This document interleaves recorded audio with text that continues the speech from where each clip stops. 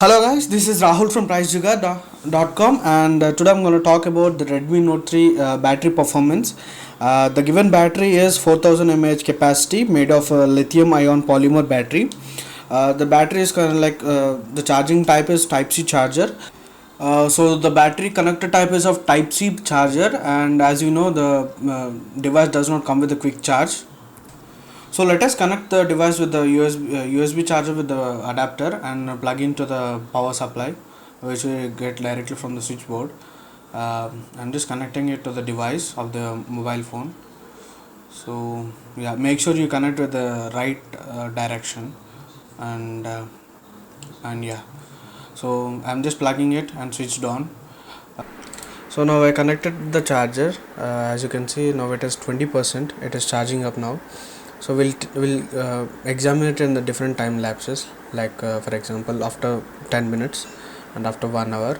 So you can have a display on the screen also, like how much time it takes for 0 to 25 percentage and 25 to 50 or something like that, maybe up to 80 percentage or so. So we'll see how much it takes.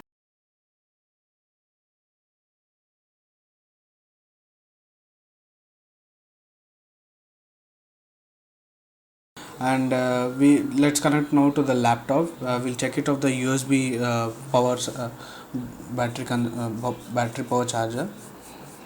So the USB power comes with only 5 volts, not similar with the adapter. So yeah, it is plugged in, and let me check after a few minutes or so. So after that, yeah. So yeah, see, now you can see is like it takes 58 minutes until full charge. Now let us check with the game mode. As you can see, I'm playing with a game called something like fighter game, which takes hard graphics. And let me check. Let me play, and as you can see, it has a good graphics, not so good, but as an average graphic game which I use in the so. So I'm just playing it. And meanwhile when it got heated when I'm playing it, so I can feel the touch, you see, as you can see on it.